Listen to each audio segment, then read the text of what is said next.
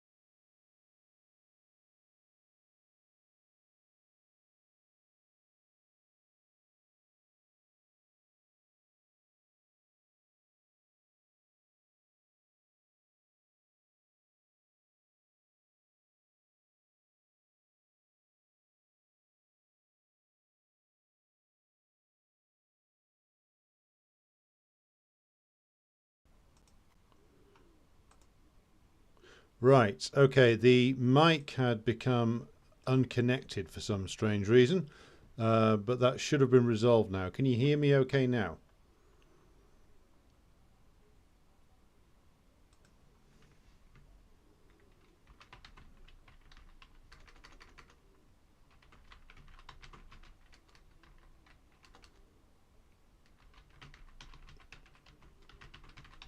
Okay.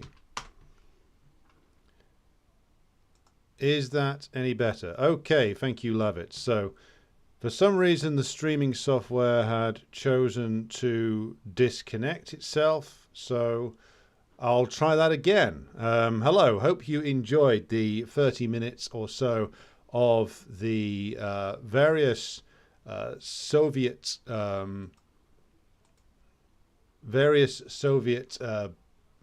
artists and performers singing in Lithuanian, which is what all that music was. That was a combination of things. That was the Soviet national anthem in Lithuanian. That was the Internationale sung in Lithuanian. And if you want to know where that came from, I will again post the link in the chat, because I would recommend you all go to the channel that came from, because that channel is called GetChan, and it's one of the best resources on the web for actually finding the music of the old Soviet bloc. So go and take a look at that. Be sure to check out and leave likes and share his material. It's very, very good stuff. So here we are again, and we're going to be discussing mainly the Ukraine war, but maybe we'll get into other issues as well. So do a roll call. So hello to 1916 up in Scotland. Hello to Peter. Hello to Austin. Hello to Jerry. Hello to Zuleika. And hello to D.E. Lavitz, Irish Partisan, our comrade in Minsk. Hello to Victor. And hello to D.E. Yes, I think we're all done our roll call. I will just do the obligatory share of the link over on various social media platforms. Tonight we're going to be talking about the fact that the NATO summit appeared to be the breaking up of the Zelensky and Joe Biden relationship, and what that means. A tremendous act of cynicism on behalf of Biden, which has can't be put down to his dementia. This is just how he's acted through his entire career. So not exactly a surprise if you'd actually studied anything about Biden over the course of his 50 plus years in US public life. Okay. So, going to be going through this first and looking at various different things that have popped up during the course of the day. Hello to HM in Brighton. Hello to Chris Bernardel. And hello to There Be Wales here, all the way from Gothenburg. Well, I would say congratulations on the NATO membership, but I don't think that that's something that you'll be celebrating, and nobody should, really. So what happened over the last few days in Vilnius is, of course, a subject of great interest. This was, as others have observed, one of the most heavily trailed NATO summits in recent years. It was, of course, as I said on the live stream just the other day, the results being demanded from Zelensky by Biden and the other leaders of US imperialism and British adjuncts were all about this summit. They were demanding that the offensive, which of course the Ukrainians had delayed and delayed in launching, they were demanding that this offensive show results. It was like a quarterly management review, performance review. Zelensky was going to go meet his managers in Vilnius, and they were going to tell him what a good or bad job he'd done, and here was his performance improvement plan for the next quarter. So it's an interesting one and a horrifying scenario that has actually played out here, and we're going to be diving into it. But the outcome has been that, of course, Zelensky, as the title of this live stream indicates, has effectively been dumped. And again, this tremendous act of cynicism is completely typical of not just Biden, but all US presidents when things go against them and they've been running some sort of puppet operation. The puppet finds himself with strings cut and nowhere to go. And this is what has happened to Zelensky. He has failed, as everybody always knew he was going to be able to show the results that the US imperialists were looking for. And bear in mind what they were demanding, which was that he show some evidence of a breakthrough on the Zaporozhye front down towards Crimea.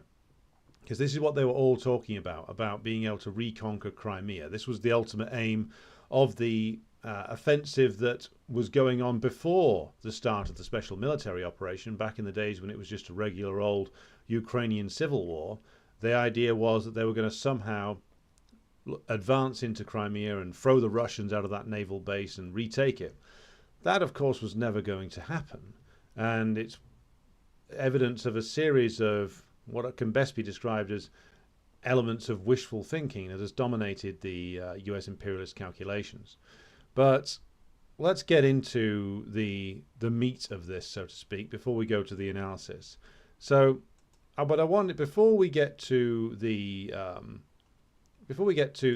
meat of the Zelensky situation, I wanted to show something that relates to something that Biden said, and that is, of course, about the great situation that Lithuania now finds itself in, and all the Baltic states find themselves in, which is, of course, that the Biden, being an old bitter anti-communist, couldn't help but going to Vilnius and, of course, playing to the gallery. Gallery, of course, being a bunch of maniacal quasi-fascists, and boasting about the great role the US played in securing the downfall of communism, and going on about how great it is that the Soviet Union is no more. And of course, from the perspective of US imperialism, that's entirely correct. But let's see let's take a look at the actual results of the restoration of capitalism in not just Lithuania, but this can also be applied to Latvia and Estonia, and to be honest, most of the rest of the post-Soviet nations. So here is the population trend from 1990 to present. Does this look like a success to you? And there you can see this graph, which covers the population of Lithuania there during the Soviet period. It goes on a steady incline all the way up to where? 1990. Levels out, and then by the time we get into the early 1990s, it's dropping like a stone. Now, part of that is the fact that Lithuania and other countries went through a giant emigration period during the 1990s, with something like at least 30,000 a year leaving. But part of that is also the fact that the birth rate cratered in all of the Baltic states after the counter-revolutions of 1989 to 91. And you can really tell what the actual effect of the restoration of capitalism is in any particular nation by seeing, well, how many people actually want to breed? How many people actually want to start families now? And so why don't we then take a look at that? So here is the birth rate chart. Now, you'd think that right-wingers being so concerned about birth rates would be this would be something they will be worried about. But of course, the anti-communists in the Baltic states aren't worried about the absolute collapse of the birth rate. You can see that when the birth rate was at its highest was in the period immediately after World War II, when the period of socialist construction was going on inside Lithuania. Then it goes down slightly. There is then an evening out. There was a baby boom coming out of the 70s, where, of course, many people in the former Soviet states see that as a bit of a golden era, because there was a prosperity period in the 70s, which did see working class incomes go up. So there was a small baby boom in the early to mid 80s there. But then look what happens when you reach the point where capitalism is restored. Birth rate absolutely craters, gets down to a certain point, rises ever so slightly, then it's declining again.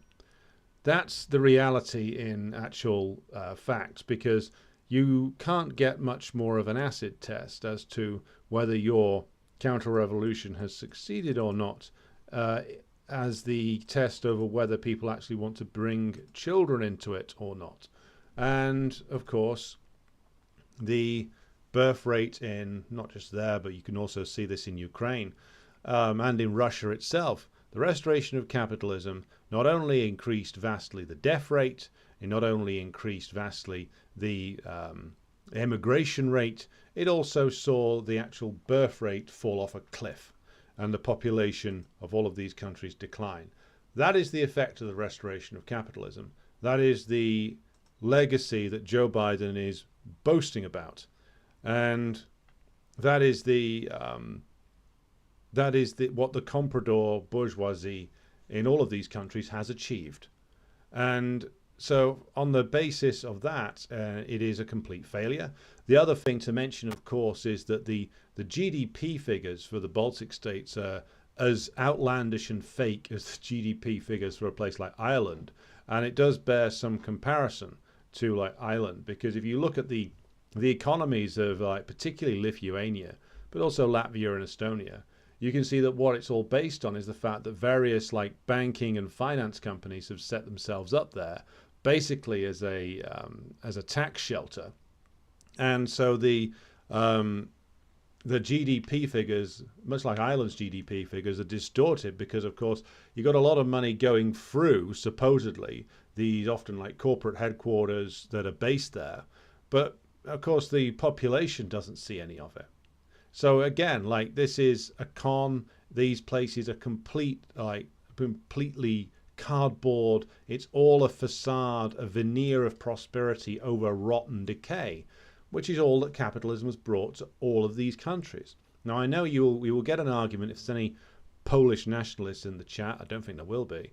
That, oh, well, Poland's the exception. Well, Poland was somewhere that the EU, particularly the Germans, threw money at for 2 decades to get results that were really only slightly better than the results in the high period of the building of socialism. So it's a con, it's a fraud. The people of these countries, the working class of these countries, have been subject to the most vicious class war that we've seen in decades, and all for what? So an oligarchy can enrich itself and manage the countries on behalf of US imperialism. And this, of course, leads us to Mr. Zelensky. And I will pause here to say hello to Kent in Minneapolis, hello to Slava in Chicago, and to read out Irish Partisan's comments. Belarus is perhaps one of the very few post-Soviet states that hasn't suffered a population collapse thanks to the preservation of the USSR's social programs. Good point.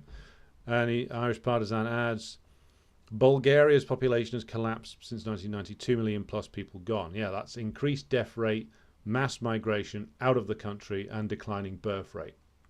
And they're all like that, to a greater or lesser degree. Some have survived slightly better than others.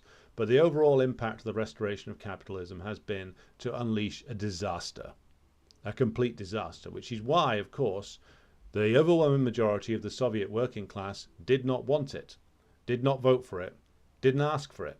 It was an elite-driven thing. It was an elite-driven counter-revolution, and the effects have been devastating. The biggest legacy of Putin is, of course, that he stabilized an abysmal situation. But even though he has stabilized the situation, Russian capitalism is still facing a demographic crisis. The only thing that, of course, makes that any better is that pretty soon, unless it wasn't for the vast amount of migration coming into the US via the southern border mostly, then the US would also be facing a similar problem, given that they have another case of a massively increased death rate, lowering life expectancy, and of course cratering birth rate in many different areas. So this is a huge global problem for all of the countries in the imperialist bloc.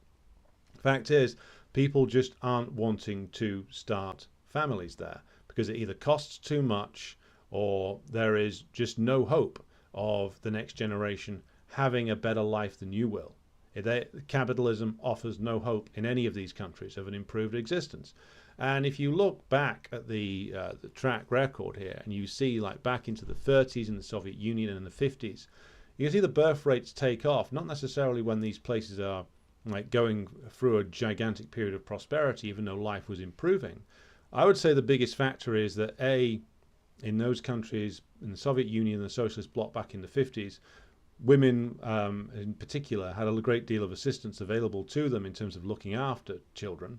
The state financially did reward larger families, but I would say more important even than that, even though those two factors are important, is that people will bring more children into a country where they feel like it's going to have a future, where they feel like starting a family is worth it because the family that you raise will move into a better society than the one that you lived in. So this is the reality. It's that sense of societal spirit, shall we say, that the socialist countries had in the revolutionary period that is a big part of what caused the demographic upswing then. And it's the pervasive hopelessness, despair, and hyper-alienation, as well as the financial punishment that especially women who have children are subjected to in capitalist countries, that has caused the demographic collapse. Not that any of the comprador leaders of Eastern Europe are going to be admitting that anytime soon. Comment from Slava, she says, the number of abandoned children soared in the 90s in the post-Soviet countries as well. Yes. I remember, and this is another little bit of British hypocrisy here. I remember back in 89 to 90, I must have been like 7 or 8 when I saw this. There was an old program, I think it's still on kids' TV here, called Blue Peter, which ran an appeal for Romanian orphans. Children abandoned in the orphanages of dreadful communist Romania. And, you know, some of these state-run orphanages from the Ceausescu era in Romania didn't look like particularly pretty places to be. Then again, orphanages in Britain weren't particularly pretty places to be either. I mean, I'm sure you could make a harrowing documentary about those and stick it on TV. So the ridiculous thing was, of course, they were portraying this as, the unique evils of socialism. But then, as Slava's comment makes clear, you get into the 90s and you get an absolute explosion of abandoned children all the way across the old socialist bloc because society collapses. That, strangely enough, that wasn't featured on children's TV in Britain. Appeals for the victims of capitalism. No one ever likes to run those. No one in the ruling class, that is. So, good evening to Paddy and good evening to Oswhistles as well. And so, this leads us, of course, to a conversation regarding our subject of tonight's programme, which is Mr. Zelensky and his unceremonious dumping by Joe Biden. And this, of course, shouldn't be a surprise to anybody. I was talking just the other night about how the NATO statement on Ukraine made it pretty damn clear that they weren't going to be admitted to NATO anytime soon. And the subsequent discussions in the conference make it pretty clear that not only are they not getting admitted, they're never getting admitted. So here we go with the first look at the NATO statements on Ukraine. This is from the NATO communique on Ukraine. It's a long, tedious document filled with ridiculous hypocrisies, and I will spare you the details of most of it. I have selected a couple of salient points, one regarding Ukraine and one regarding China. So to get to the Ukraine one first. So this is from the NATO communique. You can find this fairly easily on the NATO website. This is the statement that they would have all have had to have agreed, and that's why the language on Ukraine is big on drama and melodramatics and short on content. I'll read this for the benefit of those listening on audio. So, the statement from NATO on Ukraine reads as follows. We fully support Ukraine's right to choose its own security arrangements. Ukraine's future is in NATO. We reaffirm the commitment we made at the 2008 summit in Bucharest that Ukraine will become a member of NATO, and today we recognise that Ukraine's path to full Euro-Atlantic integration has moved beyond the need for the membership action plan. Ukraine has become increasingly interoperable and politically integrated with the alliance, and has made substantial progress on its reform path. In line with the 1997 Charter on a distinctive partnership between NATO and Ukraine and the 2009 complement, allies will continue to support and review Ukraine's progress on interoperability as well as additional democratic and security sector reforms that are required. NATO foreign ministers will regularly assess progress through the adapted annual national programme. The alliance will support Ukraine in making these reforms on its path towards future membership. We will be in a position to extend an invitation to Ukraine to join the alliance when allies agree and conditions are met. So, now what does any of that actually mean? It means Ukraine's not joining NATO. They are not joining NATO anytime soon, and they will not be joining NATO while the war continues, as Biden also made clear in other statements that he made. Because what you get the impression of is that what happened at this summit is that it wasn't even the case that it would be like Orban or any of the other slightly more recalcitrant members who were needing to put their foot down. This was the Americans themselves dictating this. Because, first of all, on the subject of like, well, why is it the case that this plan that was being apparently developed by the Poles and the Romanians to send troops into western Ukraine, well, why isn't that a goer? Well, because as I've pointed out many times, and as others in other channels have pointed out, some with far more experience with the military side of things than I have, the Poles and the Romanians wouldn't stand a chance against the Russian army, not if they actually had to engage in a shooting war. Without the Americans, NATO is militarily nothing. And do the American imperialists actually want to take the risk of, at this stage, having a direct shooting war with the Russians? And the answer to that is overwhelmingly no. And the answer is no, because not only would it be a really terrible gamble for Biden to engage in, but the chances are that any force the Americans tried to send into Ukraine would be soundly defeated by a much superior Russian force. It's superior on a number of levels. First of all, it has now a year's worth, or over a year's worth of combat experience. It has a hardcore of men from Donetsk, Lugansk and other areas of Ukraine, former Ukraine, who have over 8 years of combat experience. And they've been fighting a NATO-trained army now for over a year. They've been perfecting their techniques for tackling NATO-made weaponry for over a year. And, of course, they've now vastly increased the capacity of their military-industrial production to the point where they're outproducing all of the NATO countries, including the United States combined. They are self-sustaining when it comes to food and, of course, resource extraction and fuel. And, of course, none of that is true of the NATO countries, and none of that is true really of the United States. The United States industrial base is hollowed out. It's not been hollowed out to the same extent that Britain's has. They still have a substantial steel industry, for instance. We don't. But it's got to the point where their military production is not based around the kind of giant mass production capability that the Russians have, which again is a legacy of the Soviet period, something which none of the Russian elite really like to talk about all that much. But they only have places like Ural Vagon Zavod, the giant tank production facility, because that was built back during the Brezhnev era, and it still operates on this giant Soviet production plan that enables them to produce this gigantic amount of tanks every year.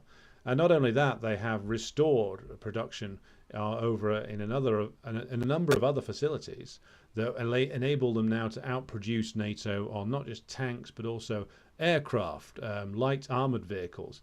Everything that you would need to fight a war in Europe, the Russians are outproducing the combined efforts of the NATO countries, to the extent that the NATO countries are trying to call up the industrial capacity of like occupied Korea or Japan to assist them. So if the Americans did manage to put together a force to go into Ukraine, first of all, it would be outnumbered by the Russians. They, as I've said many times, they don't have the manpower to match what the Russians have got in and around Ukraine now. And, of course, they wouldn't be able to supply it without having to take risky, long journeys over the Atlantic, because they'd burn through what they had supplied to them already in places like Germany pretty quickly. And if they get involved in a shooting war with the Russians, not only is it necessarily a nuclear war, but it would be a war that would be so destructive and so phenomenally dangerous that it would potentially spiral out of control very quickly. Now, Biden's a lot of things, and the people around him are a lot of things, scum mainly, but They, on some level, know that. They know that because the hierarchy of US military and the US intelligence agencies, even though they're spinning all this bullshit in the press, are giving some version of reality to the White House, saying that, well, look, this is the Russians are producing this much, we can't match this.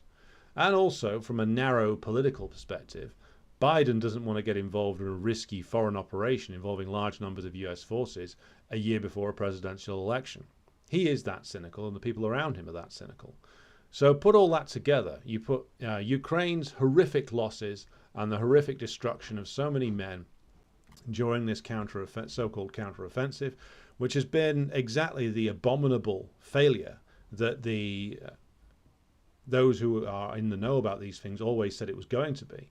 Again, with no air cover, when you're outgunned by the Russians in every direction, when you're outmatched by them on everything, including manpower, that no offensive is going to work, especially not in the way that the Ukrainians have been forced to do it.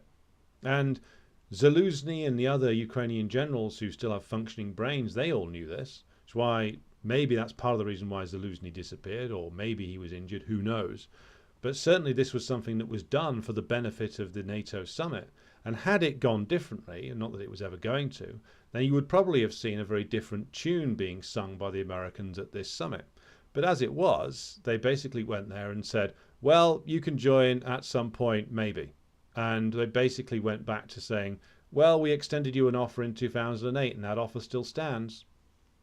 Again, this is a completely cynical manipulation of a bunch of, well, again, some of the worst people you could possibly find on planet Earth, which is the Ukrainian capitalist class and the various characters who've been in the Ukrainian government for quite a long time now. And Zelensky finds himself now in the same place that Ashraf Ghani found himself, in Afghanistan, which is that the Americans are deciding to pull the plug.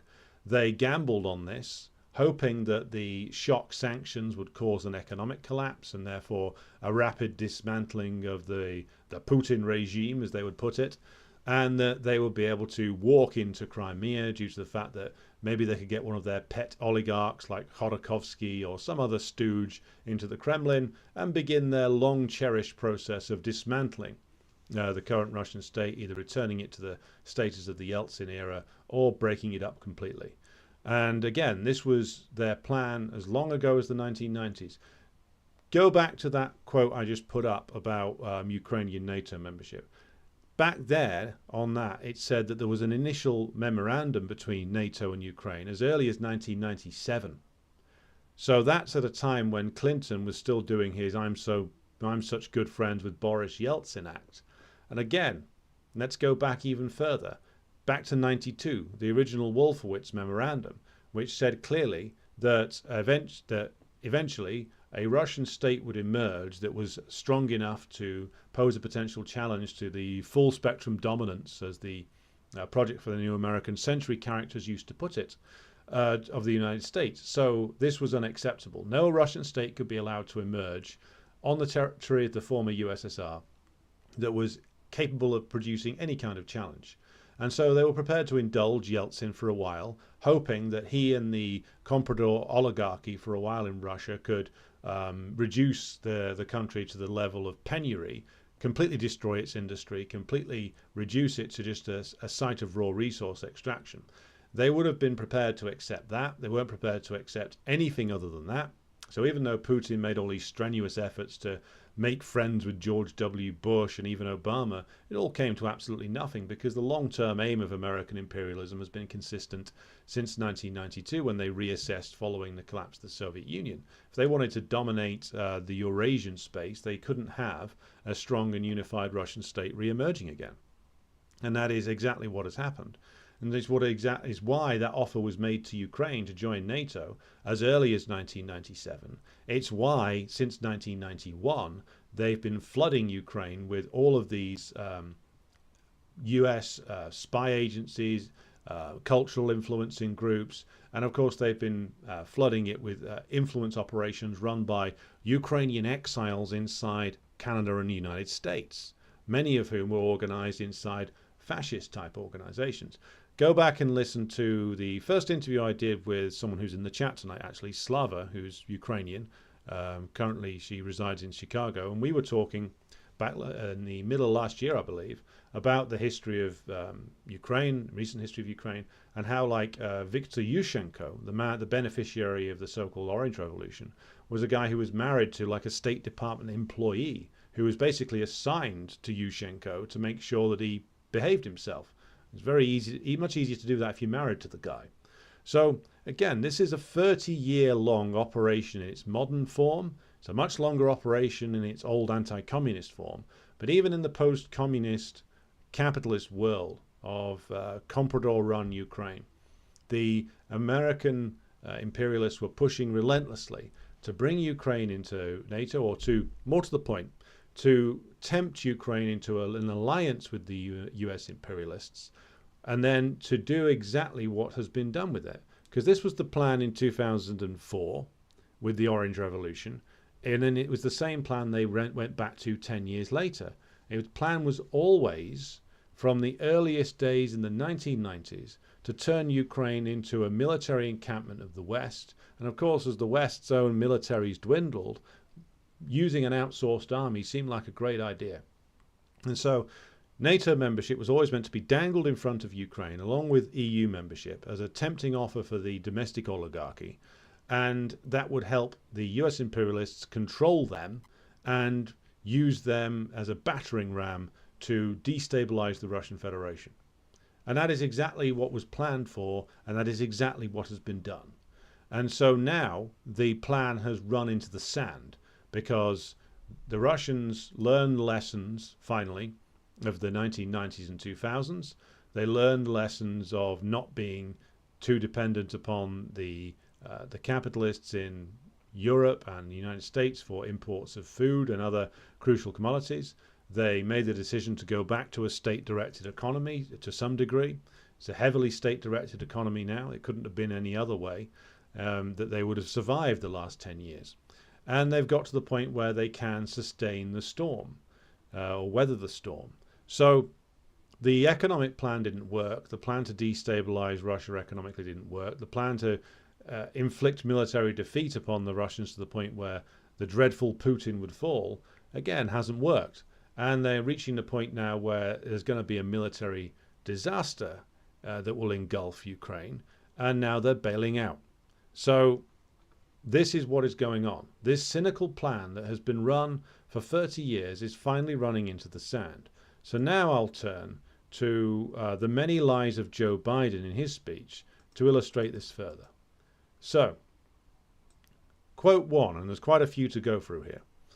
So, this is Biden in his summing up speech given in Vilnius just at the end of the summit. Quote reads as follows. We warned the world that what Putin was planning. Even some in Ukraine didn't believe we were. What we had, our intelligence community found. Jesus, reading Biden's word is really hard work. We made sure NATO was prepared to deter any aggression against any member state. Note the wording there. We pursued intense diplomacy with Russia, seeking to avert this terrible war. And when Russian bombs began to fall, we did not hesitate to act. So, is any of that true? Well, they did say that the Russians were planning military action, and they did say that they would defend any NATO member state. Now, note the cynical wording there. I'll just say hello to some people who've come into the chat. So, hello to Jason, my comrade from the Class Consciousness Project, and hello to Kai S. Hello over there, one of our American comrades. So let's return then to this Biden quote, which is just ridiculous. So the idea that this is all about Ukraine is really given lie to by Biden's words there. First of all, did they pursue intense diplomacy with Russia seeking to avert anything? No. The Russians tried to open up a dialogue with Biden when he got back into office in early 2021. They then tried again at a meeting with Biden in Geneva in mid-2021. They then tried again by getting Putin on the phone with Biden to talk about whether the US was going to station medium to short-range missiles in Ukraine that could, of course, strike Moscow and St. Petersburg. And Biden, first of all, said that there would be no plans to put them there. And then, of course, Biden then denied he'd ever said that. And then when the Russians issued 2 documents for the purposes of starting a negotiation over NATO expansion, the US declared both of them inadmissible. They weren't going to talk about them. So no, US diplomacy, US imperialist diplomacy basically amounts to the US giving orders, and if you don't follow them, then you're the problem. There was no talks worthy of the term. There was nothing other than Biden attempting to string Putin along and lying relentlessly all the way through it. And the reason for this, of course, is that they were getting exactly what they wanted. They were getting exactly what they wanted, and that they thought they were going to do the big strike into Donbass to end the rebellions there, and then be able to make a move on Crimea. And that was what they were really after. That they hoped would secure the destabilization within Russia, and of course would help them enact their plan for regime change in Russia itself. This was what Ukraine was being used for. There was no negotiation. There was no diplomacy. And Biden's cynical phrasing there, deter any aggression against any member state. There was never going to be any aggression against Poland, where they've stuck like 30 to 40,000 troops now, the Americans have. And Biden knows it, or at least Biden's handlers know it. So it's a tremendously cynical piece of wording there. Again, typical of Biden's whole career. He's been a loyal hack of the American imperial state for a very long time. So again, it shouldn't be surprising, but it is just sickening to read this shit from him. So quote 2 coming right up, and this one is this one, if anything, will make you vomit even harder. Quote reads as follows. Hold on to your dinners now. We rallied the world to support the brave people of Ukraine as they defend their liberty and their sovereignty with incredible dignity. Now, you got applause for that line. I mean that from the bottom of my heart. Think about it. Think about what they're doing. Yeah, Joe, let's think about what they're doing. Let's think about the horror that has been unleashed there. Let's think about the fact that there's at least over 100,000 dead, probably quite a lot more than that. There's probably, I mean, I'm guessing now that the Russian figures say there's like 300,000 to 400,000 men, mostly men in Ukraine, who are horrifically wounded. There's that poll that was done recently of Ukrainians, which found that over 60% of them knew somebody who was wounded or killed. And all of this was carried out, why? On the ambitions, or for the ambitions, of US imperialism. It's nothing to do with Ukrainian sovereignty or liberty or democracy or anything like that.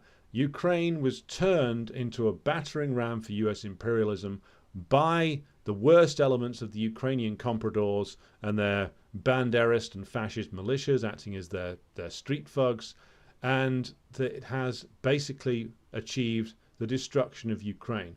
Something which, of course, the Russians didn't actually want to do. They spent 8 years avoiding it. They would have been happy with just securing a deal over the status quo. The Russian capitalist class didn't want this war. Again, the Russian government was forced into it. And it took over almost a decade for them to be forced into it. But now it's on, and Ukraine is being destroyed. Just absolutely destroyed. And it's all down to the plans of US imperialism going awry. This has all now hit the wall, and the Ukrainian population, Ukrainian working class, are the ones suffering and dying for this. And this is all the result of the machinations of US imperialism. It is hideous, and everybody should learn a lesson from this. After this, why would anybody, other than the most depraved and degenerated ruling classes imaginable, why would you sign up to be a comprador for US imperialism? Seriously. Maybe Zelensky will get out, maybe he won't. But the level of just brutality from US imperialism really shows you why they are the truest successors to the British Empire. Only the British can match this level of cynicism and brutality, as we'll see. Now we'll go on to the next quotation from Biden. Again, stand by for hypocrisy. Quote reads as follows. We all want this war to end on just terms, terms that uphold the basic principles of the United Nations Charter that we all signed up to, sovereignty, territorial integrity. These are two pillars of peaceful relations among nations. One country cannot be allowed to seize its neighbour's territory by force. Well, thanks for that, Joe.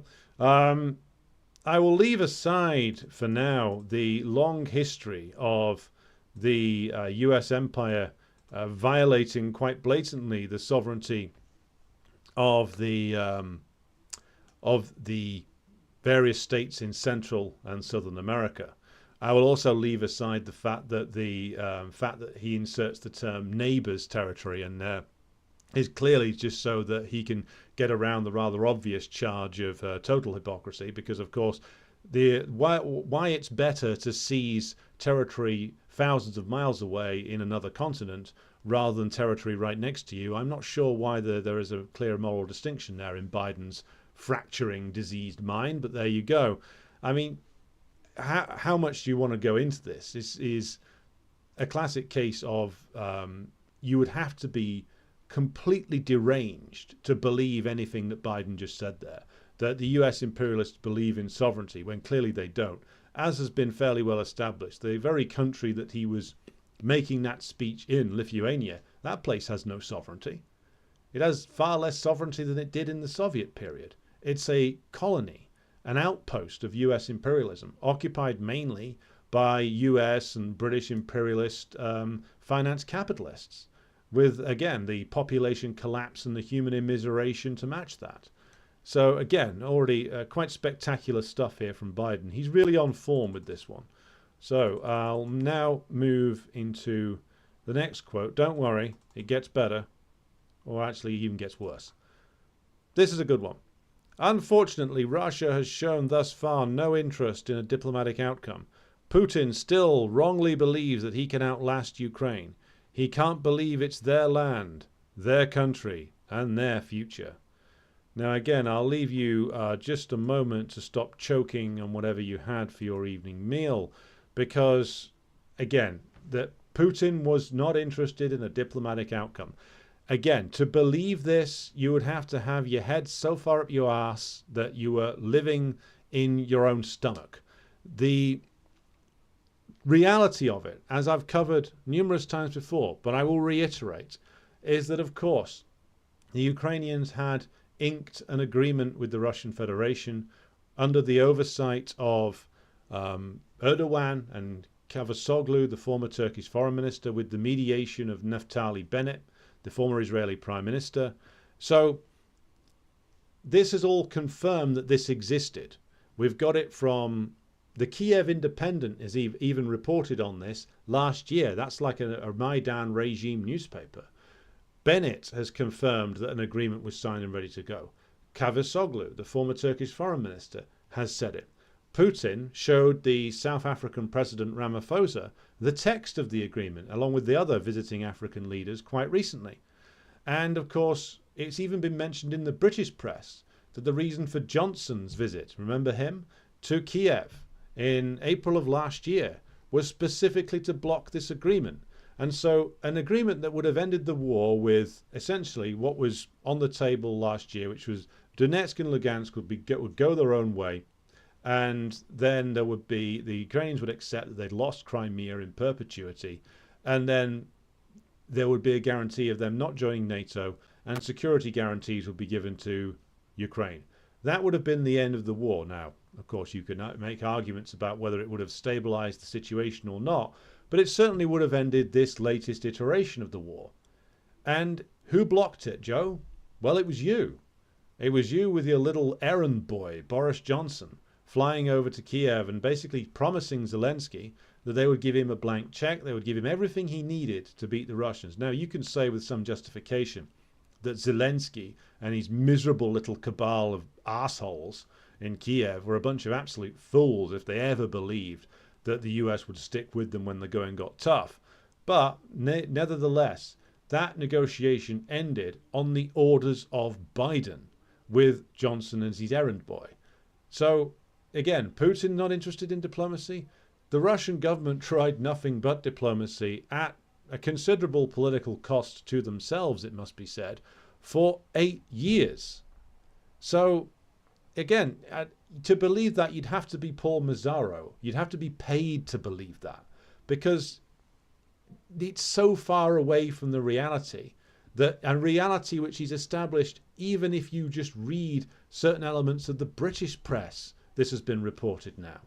So, again, it's a lie that is so gigantic, it's hard to believe that he thinks he can get away with telling it. But then again, this is Biden's whole career.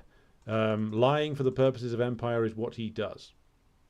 Now here, I want to move to just a couple of other things from Biden's speech and the NATO communique that relate to where they might be going next. So, but before I do that, I want to pause just further to further examine this and take in some comments, because there's been quite a lot going on in the chat. Zero Schizo, hello to our friend in Peru. How you doing there, mate? The pictures are hilarious, although the only thing, because the measures hastening the war will still come in. Well, I mean, that picture of Zelensky just stood there looking like he'd run out of cocaine finally. Basically said it all. That's a man who's finally realized what his role is and that he's been dumped. As Biden said in a meeting with Zelensky, you're stuck with us, which is true. Zelensky has no way out. Now, in theory, he could try and just sign a surrender to the Russians, but if he did that, someone would kill him. Maybe those bodyguards that the British provided would put a bullet in him. Maybe the freaks and radicals inside his own fascist battalions would do it. Either way, he and his family are probably constantly under threat of being killed, which is one way to keep him under control. But Zelensky has, of course, finally realized that it's game over. And again, this is where all US puppets face in the end. And that picture of him standing there on his own, looking desolate, well, I would say that he earned it, and certainly he has earned all of the opprobrium and all of the horror that should come his way. But I think he'll still be ushered off into exile somewhere. And President Jesus said, they also said Russia was planning a false flag to invade Ukraine. Well, they didn't need a false flag. I mean, there was plenty of very real stuff going on. Hello to A Dingo Ate Me Baby. Peter says, on Biden's lies, you predicted on yesterday's live stream that the US-led imperialists would simply lie about their disastrous miscalculations and move on to war and pillage elsewhere. Prescient. Well, you can't beat a study of a behavior pattern, comrade. That is just how they always roll. I always thought it was very unrealistic to believe that they would risk an open shooting war with the Russians. They didn't risk an open shooting war with the Soviet Union. They had to rely in the end on the internal contradictions within the Soviet state pulling it apart, or more to the point, a comprador elite growing up who sank the whole project. They couldn't have won a military confrontation with the Soviet Union and the Warsaw Pact back in the day. So they would never have risked it. Best try the underhand method. So, more from Peter. Is there a degree of swaggering arrogance at work here? They think that because they control the media and big tech, they can lie like old toilet rugs. I think there's a level of delusion. I think that the likes of, Biden has no idea how diverse the internet is. The question over like whether there's going to be any consequence of that is for the lies that he's told has long since escaped his head. They do think, because they only talk to basically bourgeois press, and they only talk to like hand-picked people from like so-called independent media who are just in reality regime hacks, that they can say anything and it becomes reality. Of course, they don't pay attention to, well, channels like this one, which is why we're still on the air. So because they have created a version of reality for themselves in the bourgeois press, like they always have, by the way. People think the bourgeois press has got worse, and in some ways it's got cheaper and more disgusting. But it was always their version of reality that was in the bourgeois press. Remember, as the old line from Marx goes, the ruling ideas of any epoch are the ideas of the ruling class. And the ruling narratives in the media were always bourgeois narratives. And so they're still operating on the rule book of 20 years ago, where like the internet's just this marginal thing that only cranks and lunatics spend any time on. And that's one of the reason why that when it increased in popularity and when it started to burst through into the mainstream, they've worked so hard to repress it. That's why Julian Assange is in prison. That's why they try so hard to censor social media. They desperately want to go back to a world of like 5 TV networks, 10 major national newspapers, and that's the only truth you're allowed to see. And of course, they can't put the wine back in the bottle on this. And so what you have is this elite, which is increasingly out of touch, just continually lying to itself, with its own propagandists recycling the lies. But a larger and larger segment of the working class just checking out completely and not listening. And even large segments of the petty bourgeoisie just refusing to believe the ruling class on certain issues, be it COVID or Ukraine or what they're saying about Trump or various different things. None of this is joined together in a coherent framework yet. But the belief in these institutions is draining away in a way that is starting to worry them, but they don't know how to restore faith in them just yet. So, where are we now?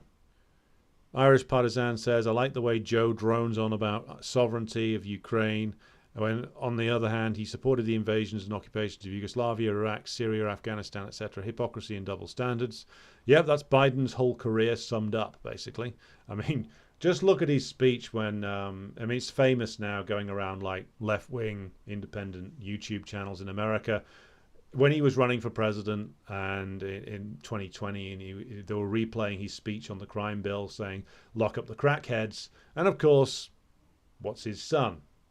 A crackhead. And one that's done seemingly an awful lot worse than your average crackhead. So, Biden climbed into his suit upside down. That is not his face talking. Well, maybe you're right, Oz. Maybe you're right. DE says, I wonder how the Nazi fanboy Paul Mazzaro is going to spin this. He seemed to be getting quite excited about Ukraine joining NATO. Paul Mazzaro, if you're not aware of him, is this epic fuck-up who works in, I believe it's like a think tank in Washington. He's one of these sort of junior deep state freaks. He put up a picture of Stepan Bandera on his wall. Basically the guy is an American fascist. There's no two ways of describing him any other way. You can't evade this. This is a guy who would be in the front of the queue to join like an American SS, and that's who runs large segments of the American federal government. People like him. He's just obvious about it. He's just obvious in his like rabid authoritarianism. His rabid American imperialist, sort of Western imperialist chauvinism, his obvious racialism, like a hardline, total, pure fascist. So it'll be fun to see him cry on Twitter, but that guy's a dangerous character, and there's a lot more like him in the imperialist states, trust me. And where are we now? Oswhistle says neoliberal capitalism is a mental pathology factory. Well, it's a factory that produces large amounts of alienation, and from that springs all kinds of morbid symptoms. I heard from an interview with the late Daniel Ellsberg, this is from Jerry, that Johnson said the treaty signing was premature. He suggested premature related to plans to bomb Nord Stream. Well, perhaps that's correct. I don't know. I haven't listened to that interview. So I think it was more to the fact that they thought that the sanctions would kick in and that all they needed to do was to keep Ukraine afloat for a few months, and then eventually there would be an economic collapse. That was what they were betting everything on. Then after that, when the Russians withdrew from Kharkov and then Kherson, they hoped that there would be some kind of political collapse because of the Ukrainians launching counteroffensives essentially into empty space. And again, that didn't work. Now they've finally realized that there's no hope of this working and that Russia's actually getting stronger as time goes on. So now they're looking for a way out, and we'll come to what their way out may be in just a moment. Peter says, I suspect Zelensky fears with good reason that he's about to be bumped off now that he's served his purpose. Well, he's got to be worried about that because, as Biden says, you're stuck with us. And now his position in Ukraine has been dependent upon him being seen to be able to deliver certain things from the West and certain things from the United States and Britain in particular, be that weaponry or large amounts of aid or bribes that can be distributed.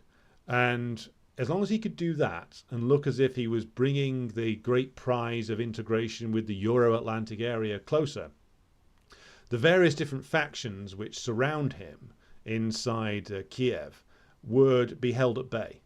Now he's been publicly defenestrated by Biden. How much longer is it going to be before somebody else decides, well, I could do a better job? Might not be too long, because he's now been shown to not be able to deliver anymore. So he's now at risk of being offed by his own internal enemies. And if that's the case, then he should not count on the Americans or the British going to rescue him.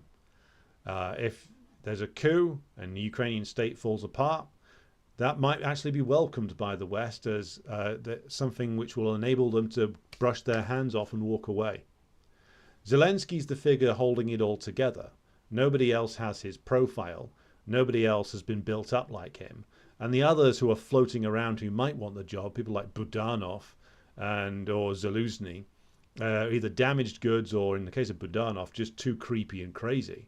So if any of them tried to seize power, it would actually enable, in my view, the Biden administration to walk away even faster. So Zelensky is stuck. The only way for him that he's out is, of course, being evacuated by his handlers. His handlers won't pull him out as long as, of course, he can keep the show on the road, which is what they're wanting. But he knows that he's now looking at a very negative future. And by the way, it is exactly what he deserves. The man is a scumball. He was always a scumball. He conned and tricked his way into power, and he's always been a servant of imperialism. If he ends up being offed by his former allies, very few people will shed a tear for that fucker. Right.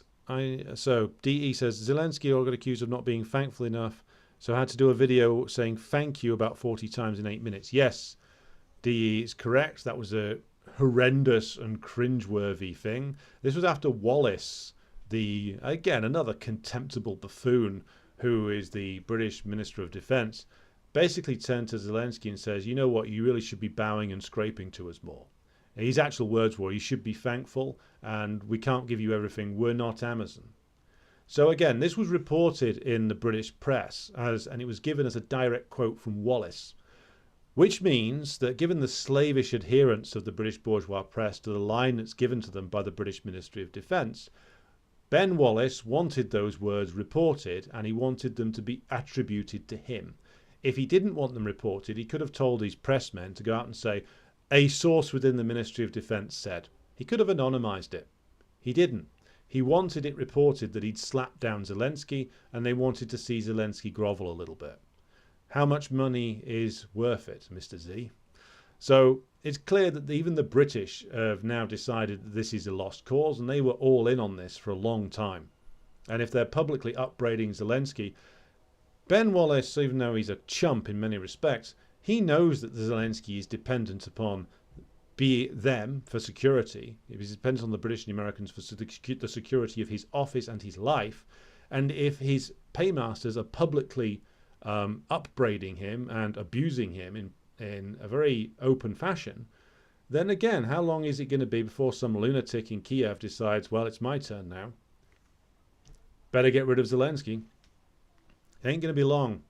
And I do think that if they're prepared to basically openly criticize him and dump all over him now, then they know very well that that is diminishing his stock irreparably in Ukrainian political life and damaging his survivability potential. So it could well be that they've decided that if he gets offed and then the Ukrainian state just implodes, then, well, it'll be easier for us to walk away. So, Zuleika says abusive partners tend to follow a pattern of abuse. Well, certainly that's the case with the rulers of Ukraine and the imperialist masters. Jason says, I agree with you, Peter. I'm convinced that Zelensky realises that however this ends, he's a dead man. I wonder how that realisation in Zelensky will manifest itself. My guess is he's going to need a lot of cocaine. I mean, if he had any balls, he'd try and, as Alexander Mercouris said recently on one of the Duran's videos, he'd try and just surrender to the Russians. But of course, he won't be allowed to do that. He has to keep the show on the road, and I'll come to the reasons why in a minute. 1916 says, hope Zelensky gets what he deserves. So, certainly if he ends up with the Mussolini treatment, no one's going to mourn him. Postmodernism insists that perception is reality. That went well, huh? Says Oswistles. Very neatly put. Marco Vucievich. Love the show. Keep it up. Thank you, Marco. Jerry says, Mazzaro's got the full fascist dressing up set. Yes, I bet he's got the SS uniform at home. And Peter calls him a pantomime fascist. That's very true. Fascists are burning papers in Liman and Kupiansk, apparently. So says 1916. Which nation will grant Zelensky asylum? Well, he's got villas, apparently in Miami. So if you're in America, you may catch him in there if he's allowed to escape. And he also has one in Italy, I believe. He has a bolt hole for his parents in Israel. So maybe if he does get out, maybe the Americans won't want him in the States. So it could be that he ends up in Israel. But then again, Biden's not on good terms with Netanyahu right now, so who knows? It depends whether he gets out at all. So,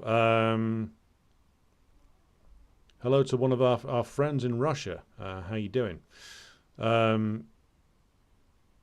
Zelensky reminds me of Tony Montana in the closing scenes of Scarface as Irish partisan. I would say yes, but he's not that brave. At least old Tony Montana went out firing a grenade launcher. I think Zelensky will just go out running for his life. But to move to the conclusion of the point here that I've been making, which is that the instructions coming from Biden or Biden's handlers and the British to Zelensky, what they amount to now, given the very, very small military aid packages that were being talked about, the zero concessions were made to him at the summit.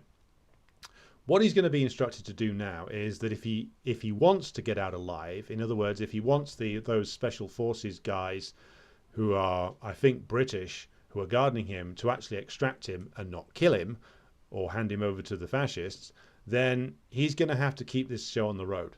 He's going to have to keep this thing going as long as possible in terms of resisting any Russian advance and to keep the Ukrainian army in the field fighting. So the question of what happens next is crucial. The Ukrainian offensive has clearly run out of steam. The Russians are actually advancing now in the northern part of the front line, up near Krasny Liman, which they lost in late autumn of last year. And they have, of course, decimated the Ukrainian advances in the Zaporozhye region. So eventually, given the Russians have all these hundreds of thousands of men ready, they have 1,400 men a day joining the military now, they are going to have to do some sort of advance themselves. And that, of course, is the point where we get to the end game, because the horrendous casualties that have been inflicted upon the Ukrainians and the massive loss of equipment and the fact that the equipment cannot be easily replaced mean that if the Russians do start pushing, we may see more and more of a collapse because they're just not going to have the will to fight anymore. Now, there's already increasing reports. Again, these are from the Russian side, so take this with a pinch of salt if you want. But there's more and more reports on the Telegram channel of Ukrainian surrenders. And I've been following this now for 18 months. The Ukrainian surrenders in the early to middle period weren't that many.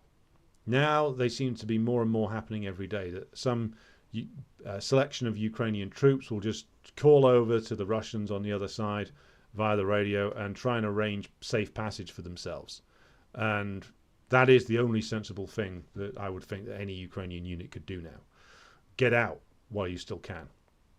and of course evade the shooting in the back operation that will be done on them by the various fascist and psychopath formations they've got running around as disciplinary units.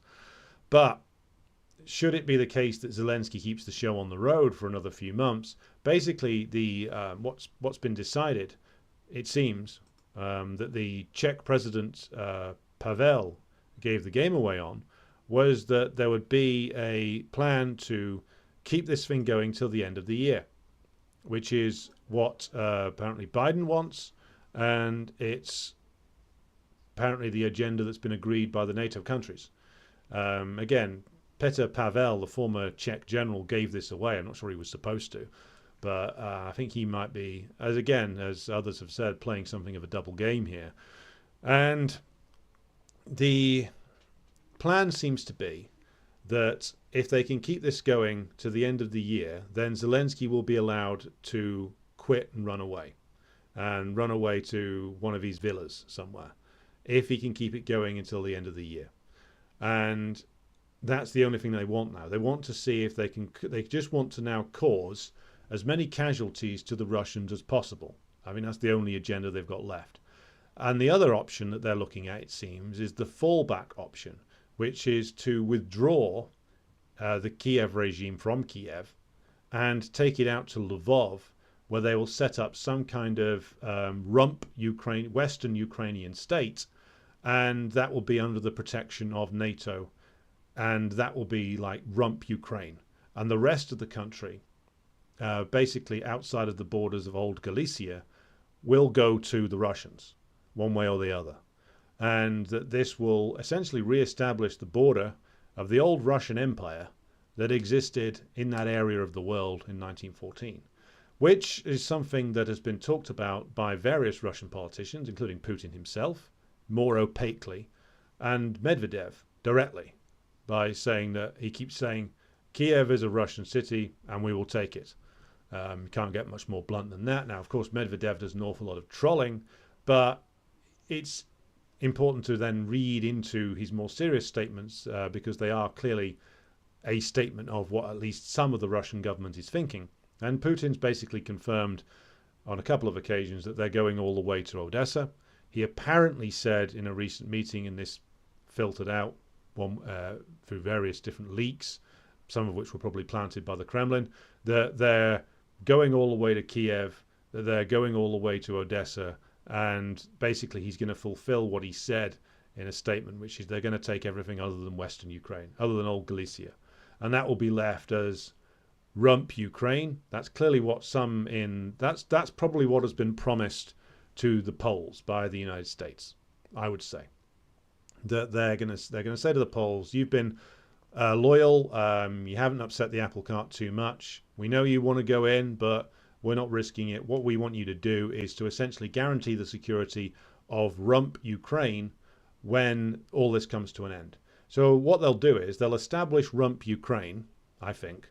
Zelensky will probably then either go or be dead already. And then they'll declare that rump Ukraine will join NATO. But what will actually happen is that it'll become part of Poland, by hook or by crook. They might take their time on it to avoid an open row with the Germans, but it's going to end up as part of Poland. And Putin has basically said that on a couple of occasions. Medvedev has said that. And now it seems that the Americans are agreeing with them on at least one level. So it looks like to me that for all the talk that goes on, some kind of bargain is actually on the table. Not one that will be written down, not one that will be talked about or even acknowledged by anybody. But if you look at the actual intentions of the Americans, the imperialists now just want to cost the Russians as many lives as possible.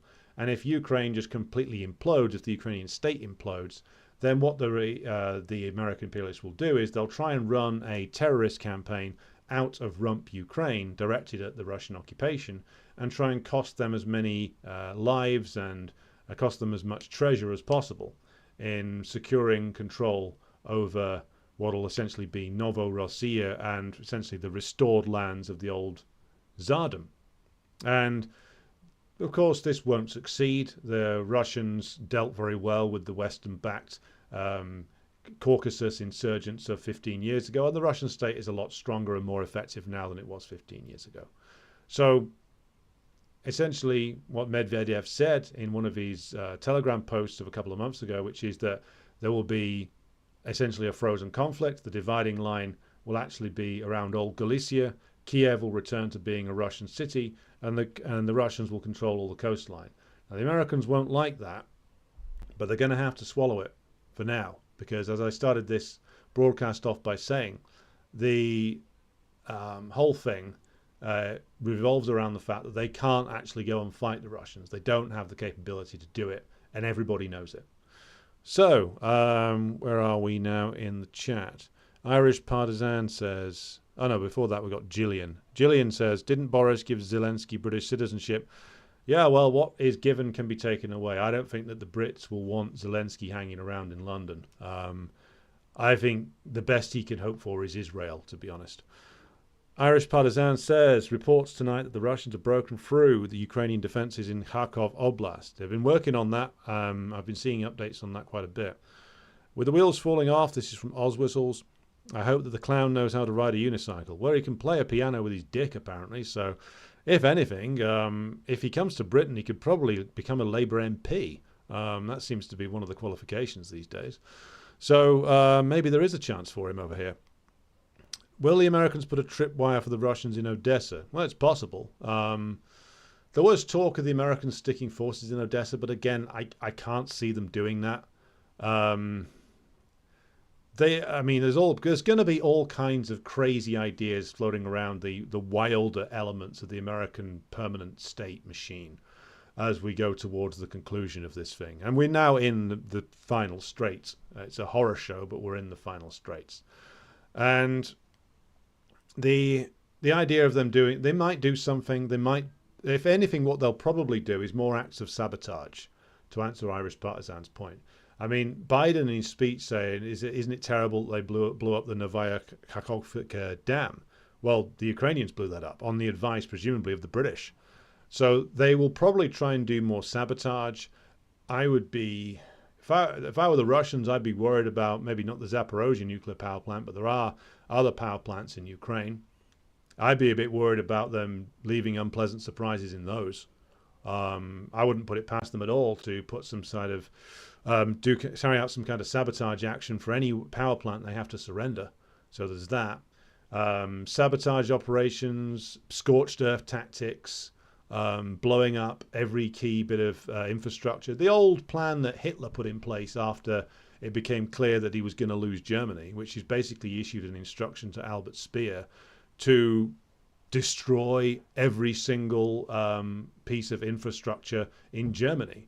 Basically burn the whole place down. Now, there is a risk that could be carried out in Ukraine by various different sabotage groups, many of whom will not be Ukrainian. There will be people from the United States, from Britain, or from Poland, or from Colombia. There seems to be a lot of Colombians floating around and getting photographed in Ukraine at the moment. I wonder what shady past those guys have. Maybe with various different death squads that operated back in the day, and still do. And apparently Oz Whistles liked the joke about Zelensky's piano playing skills. Well, how do we turn this collapse into the interest of the working class? Very good point. Very good question. So the way in which this will now play out, domestically speaking, is that if this ends with no direct clash between the US, British, French, German forces and the Russians, well, many people in Britain won't notice, and in the United States as well. But what we have to do is we have to keep relentlessly making the point about what this war has been, who caused it and why, and what the British government has been up to, and the American government too, in destabilizing various places around the world and taking the world close to potential destruction, and of course spending gigantic amounts of generated cash on this endeavor, and of course the corrupt activities of Biden and people like that. So we have to point out to the working class the actual role of NATO, and we have to do this relentlessly over and over again, and why it has to be taken apart, or at the very least how we should campaign to leave it and demolish it, and that the existence of NATO is only going to lead to more warmongering and more disasters, because it is essentially a way in which the Americans can command the militaries of not just all of Europe now, but they're now looking to include occupied South Korea and Japan in this. So let's then go to the final thing I wanted to talk about, which is, of course, China.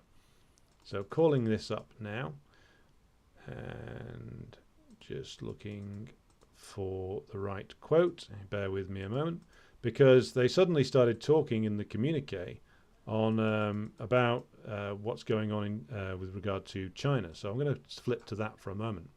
So there was two segments on China. I picked the one that was the one that had the most in it.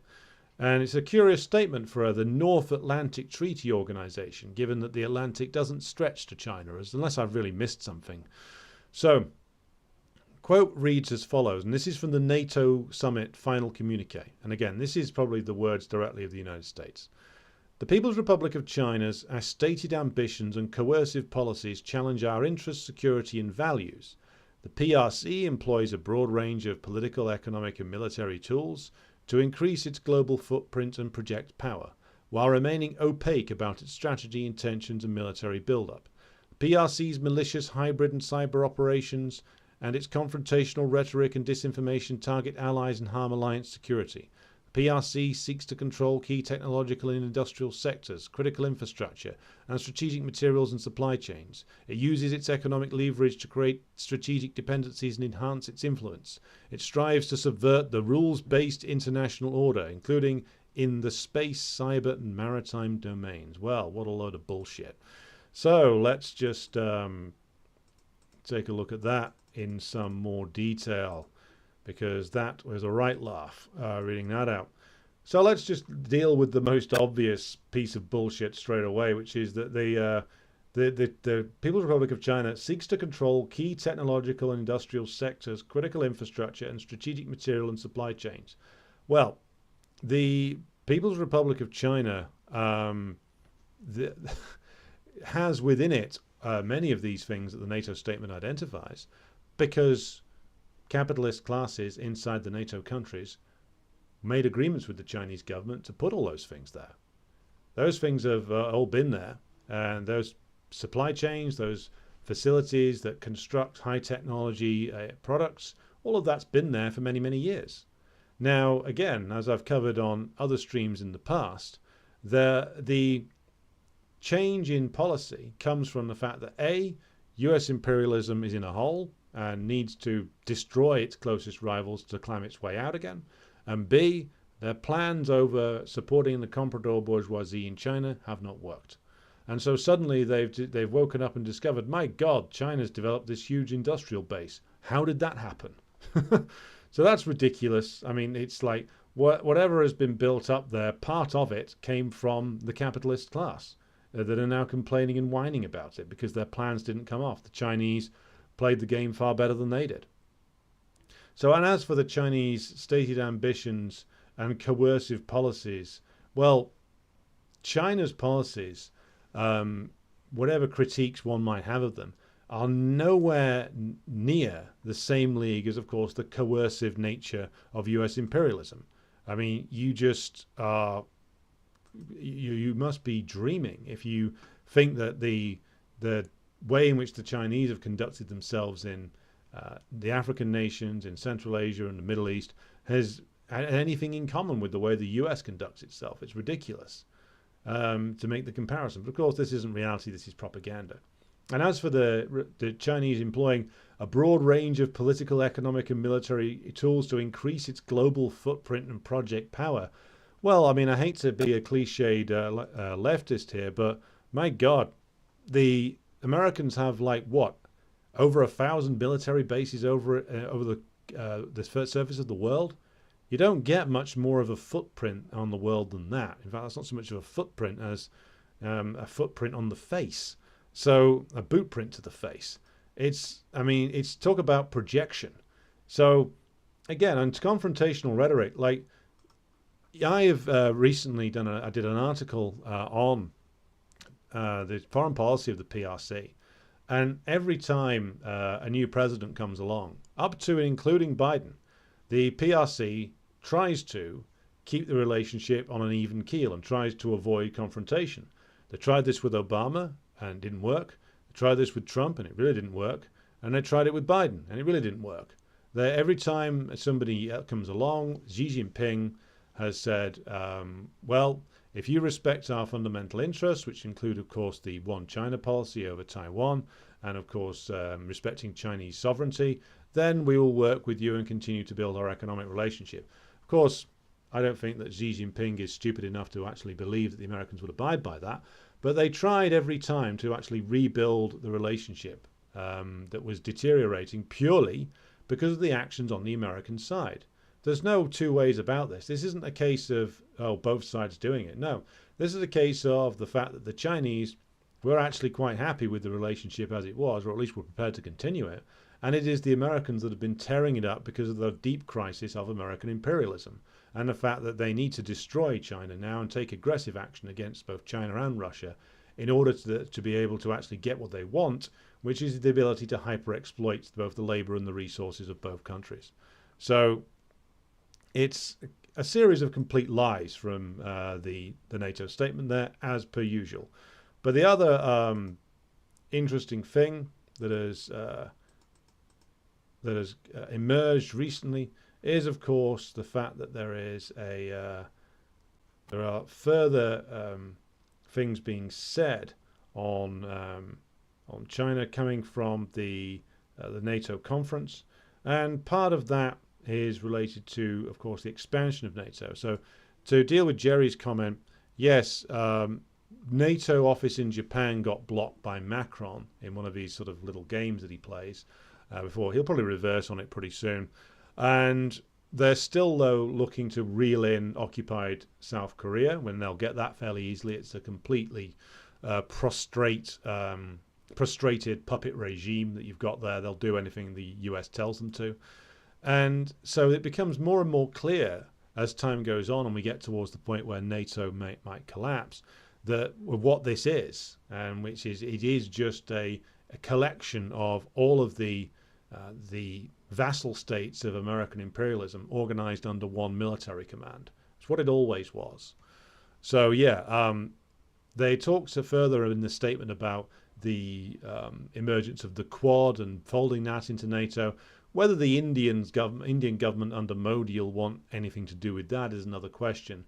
They only mentioned the Quad once. They then mentioned that they were holding a sort of wider meeting with NATO involvement involving Australia and New Zealand and the US and Japan to look at countering the Chinese, etc. So it's clear where this is going. They've run into the ground. It hasn't worked in Ukraine. So now the focus is going eastwards. It's going towards China.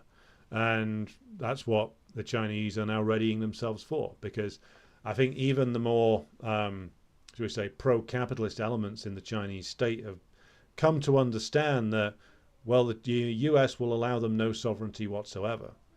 The US will allow them nothing other than complete slavish subservience now.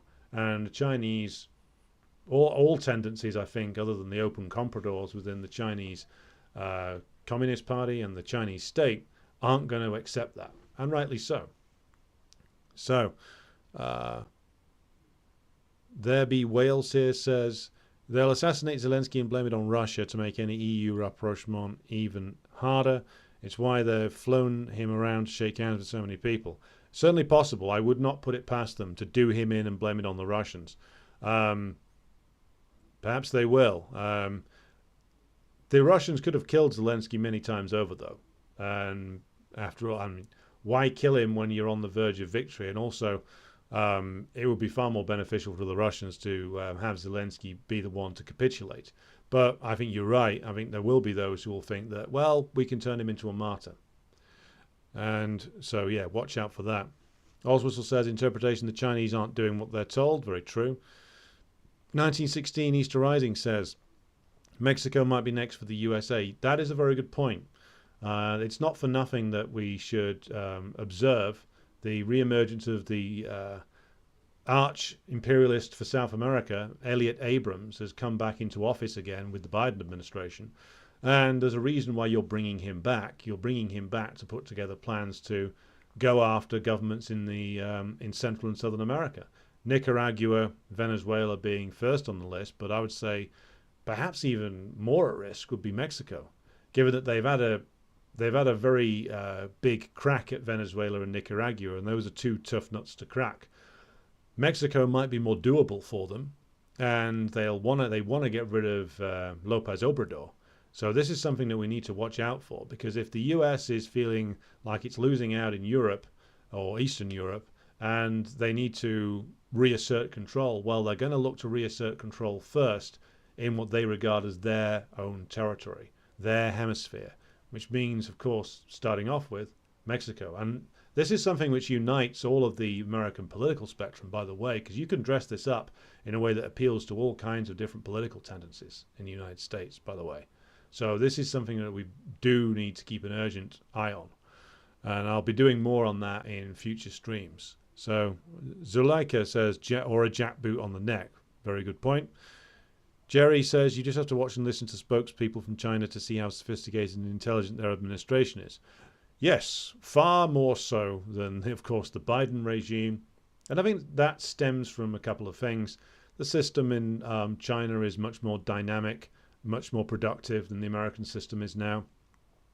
And also, there still exists to this day a far closer relationship with the Chinese working class and the Chinese masses through the party than exists in any bourgeois democracy. China is a far more democratic country because of the existence of the Chinese party and its close relationship with the masses than any bourgeois democracy is. And there's far more diversity of opinion there as well. And Peter says, when the US and Britain attribute malign motives to their enemies, we should immediately assume it's confession by projection. Exactly. You read Biden's speech and all the things he says about China, it's basically just projection of all the things that the US is doing. Peak oil happened in 2018. What will this mean for capitalism? Asks Bun Automobiles. Well, that's a bloody big question, mate. I'm gonna pass on that one.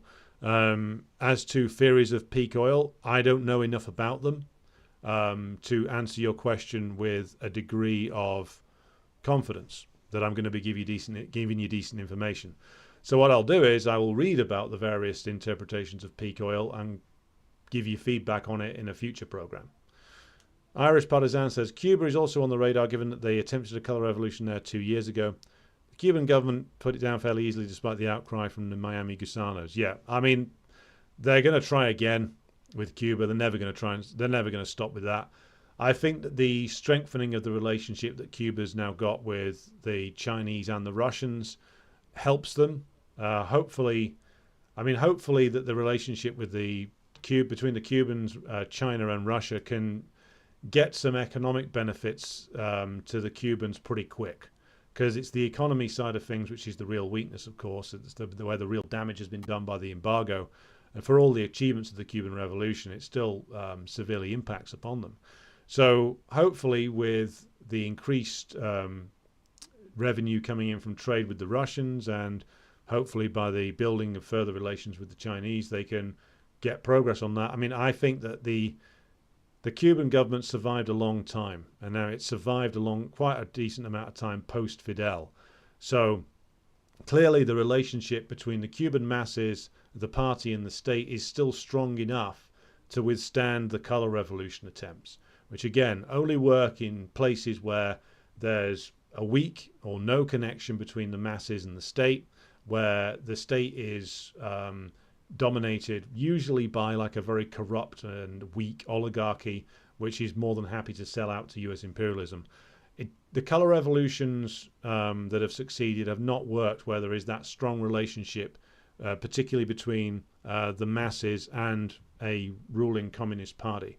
The reason why the color revolutions worked in Eastern Europe, the counter-revolutions worked there, was because the hierarchy of the state had either given up or defected, and the relationship with the masses had essentially broken down due to years of pro-capitalist reforms.